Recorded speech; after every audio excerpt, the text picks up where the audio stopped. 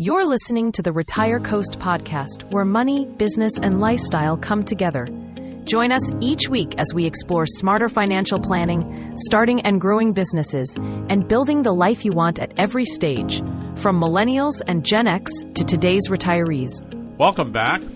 Our topic today is the Great Wealth Transfer, planning and protecting your legacy. Are you aware that the baby boomers own a substantial portion of the wealth in the United States? As they begin to pass in the next couple of decades, the largest transfer of wealth in human history will move from the baby boomers to the Gen X's to the other generations, their grandchildren, great-grandchildren, and to charities. This is very significant, and for those of you that haven't done any planning, if you're a baby boomer, it's time to get with it and to talk with your family about it. We're going to go into everything you need to know about how to get started on your wealth transfer. Now, perhaps you're someone who decides you're going to spend it all, but frankly, it's even difficult to spend it all unless you spend it all that day and there's nothing left over for the food tomorrow. So most people will do what they can, and a lot of people will leave money and wealth to their families, and that's what this is all about. So please listen to our dialogue on this. I think it'll be fascinating for you, and take some action at the end. Visit RetireCoast.com's website and read the article on this topic there. We have a lot of tools in there. We have charts and graphs, and we have art for you to take a look at. All of it will help you in the planning stages. So here we go. Okay, let's unpack this. We are diving into a monumental financial shift that really is already underway. It's this historic movement of assets known as the Great Wealth Transfer. Mm-hmm. And we're not talking about billions here. No. According to sources like the Federal Reserve, we're tracking an estimated, $84 trillion? $84 trillion. That's trillion with a T. And that's the amount set to shift from baby boomers to their heirs to charities all over the next couple of decades. That figure is just staggering. It is. And what's critical for you to understand is that this isn't just a number. This transfer determines the financial stability of millions of families. So this deep dive is about moving past the headline. Right. Our mission here is to give you that essential, actionable roadmap. How do you protect what your family has built, and how do you prepare the next generation to handle it? Exactly. We've gone through a stack of recent reports, attorney advice, tax counsel, and we've distilled it down to the key strategic takeaways you need right now. We're going to cover the looming urgency of the 2026 tax reset, which is a huge one. How boomers and millennials fundamentally disagree on the role of wealth, and the specific planning tools that can maximize transfer efficiency and minimize conflict. So let's start there with the generational contrast. Because this transfer isn't a single moment. It's more of a slow, strategic unfolding. Right. It happens through things like trusts, gifting, real estate transfers, business succession plans. It's a process. And when you look at the baby boomers, those born between 46 and 64, they grew up in a period of relative prosperity.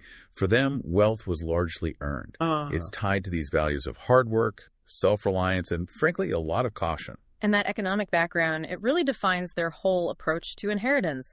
They prioritize the preservation of capital. They want to structure the transfer so they can guide their heirs, make sure the money isn't just squandered. The data really backs that up, doesn't it? It does. A 2024 Schwab survey showed something I found surprising. Only 19% of boomers plan to transfer a significant amount of wealth during their lifetime. Only 19%?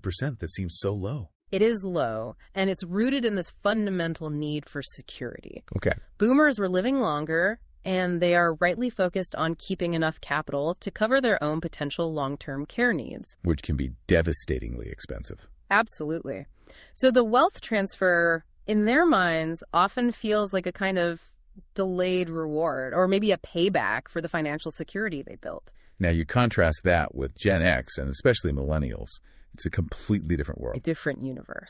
This is a generation that came into the workforce facing multiple recessions, the 2008 housing crisis, huge student debt. They haven't had that same long runway of stable asset growth. So their values are different. They're focused on flexibility, right? Yeah. Unconventional investing, index funds, rental properties for cash flow. Exactly. And their view on the timing of the transfer just flips the whole script. So what did that study find for them? Over half of millennials, 52%, plan to transfer wealth while they're still alive. Wow. More than double the boomers. Yeah. They see wealth not as just a legacy to be protected, but as an immediate tool. To help fund a down payment or support a new business venture. Exactly. It's an active legacy, not a passive one. And what's really fascinating here is the position of Gen X. They're sort of squeezed in the middle of all this. They're in such a unique spot. They are set to be the primary recipients of boomer wealth. I mean, sources estimate they'll inherit a colossal $14 trillion by around 2033. $14 trillion. But here's the thing.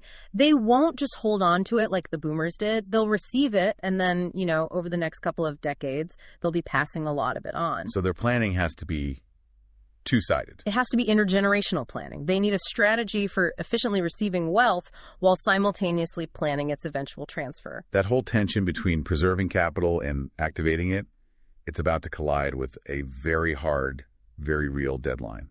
Which brings us to, I think, the most critical, time-sensitive part of this whole deep dive. Yeah. The looming 2026 tax reset. This cannot be overstated. We are on a countdown to January 1st, 2026. And this isn't speculation, right? This is already written into the law. It is. It's the scheduled sunset of key provisions from the 2017 Tax Cuts and Jobs Act. Okay, break that down for us. Why is the exemption level changing so dramatically? So the 2017 Act, it temporarily doubled the federal estate and gift tax exclusion. Doubled it. Which was huge.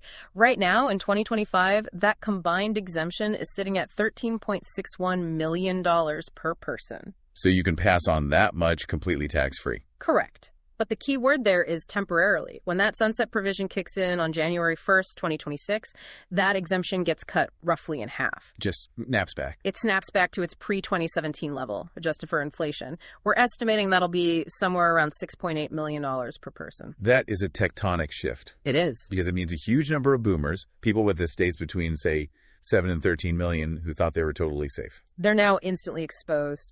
And if your estate value goes over that new lower number, the excess gets hit with a tax of up to, 40%? A punishing 40%. Wow. This raises a really urgent question. You can't wait for Congress to act. Tax laws are always changing. The key strategic takeaway here is this use it or lose it principle.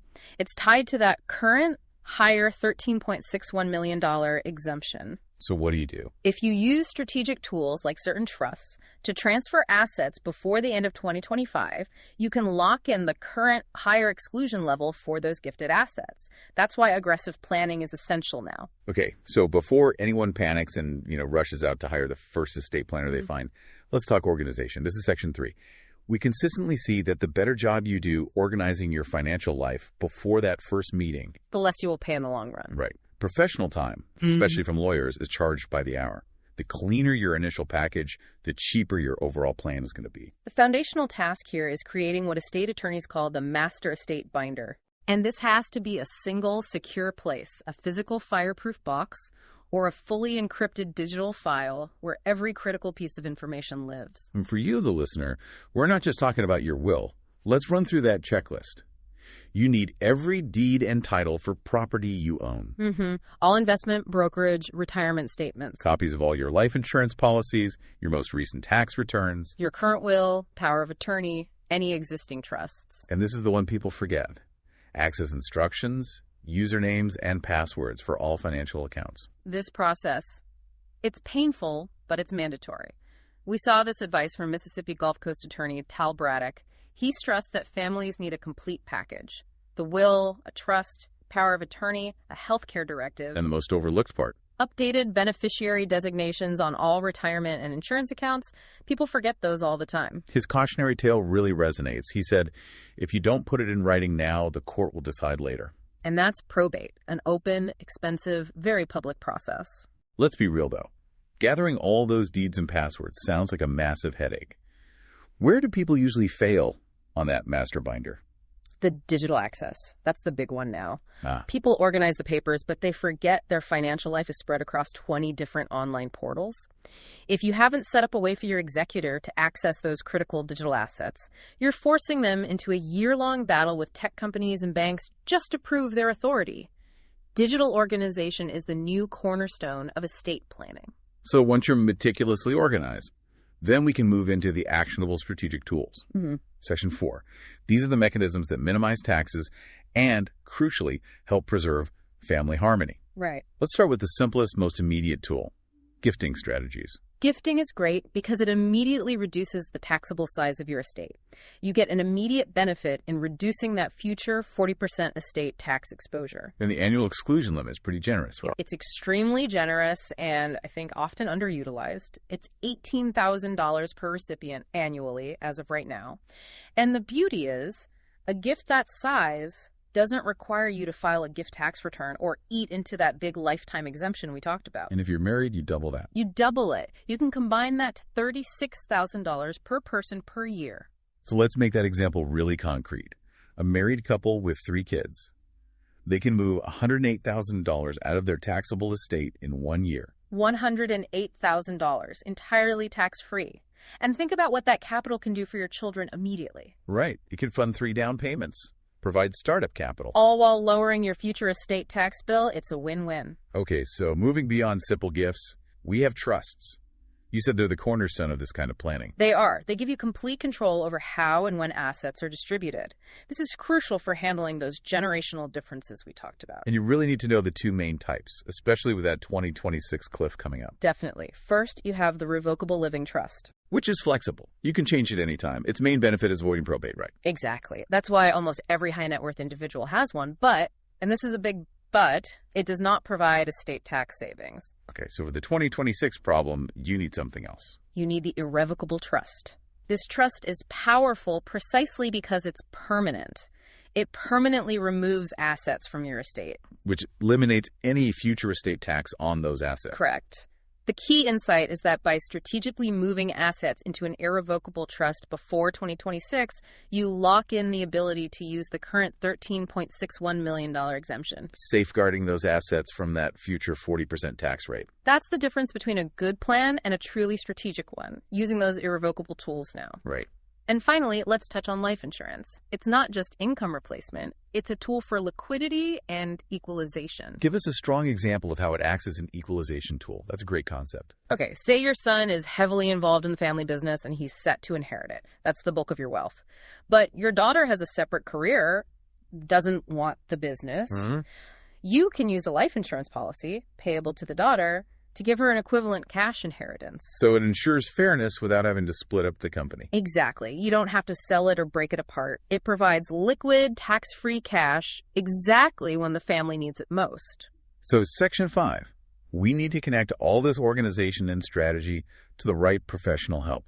You can't do this alone. No. And depending on the complexity of your estate, you probably need a coordinated team of 3 roles, and they have to be talking to each other.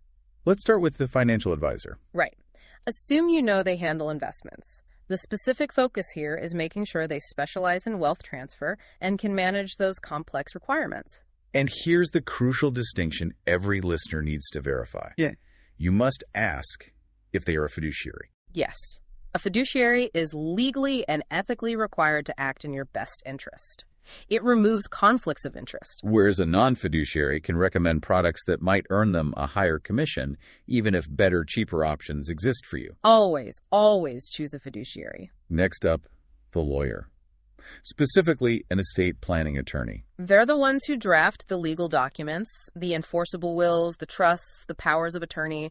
They make sure your instructions are legally sound and your assets go where you want them to go. And finally, the certified public accountants, the CPAs. Since this whole premise of acting before 2026 is about tax planning, the CPA is indispensable. They're estimating your future tax liabilities, managing those annual gift tax exclusions, and handling complex gift tax filings if you use that lifetime exemption. The CPA is the professional who keeps your entire plan current as the laws constantly change. And the real takeaway here is coordination. It's everything. The CPA needs to communicate with the estate attorney, and the attorney needs to talk to the fiduciary advisor.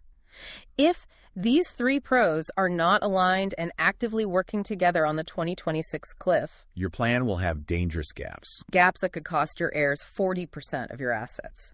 So we've covered the historic scale of this transfer, the generational views, the absolute urgency to act before the 2026 tax reset, and the strategic tools you can use. But ultimately, the great wealth transfer, it's not just about moving $84 trillion. It's about passing along the knowledge, the financial literacy, and the core values that built that wealth in the first place. This is where conversation becomes your most powerful tool. It is. Using something like a family meeting planner to structure productive, non-emotional discussions about inheritance. It's so important.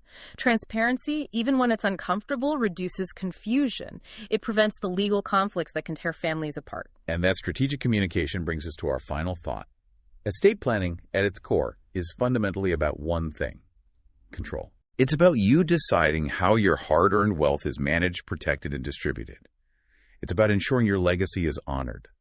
Because if you don't take action, if you don't put a plan in place using gifts and trusts and strategic insurance, the government already has a plan for your estate. And that government plan is called probate. It's slow, it's public, and it is expensive. So the choice is yours. Which plan will you choose to honor the legacy you built?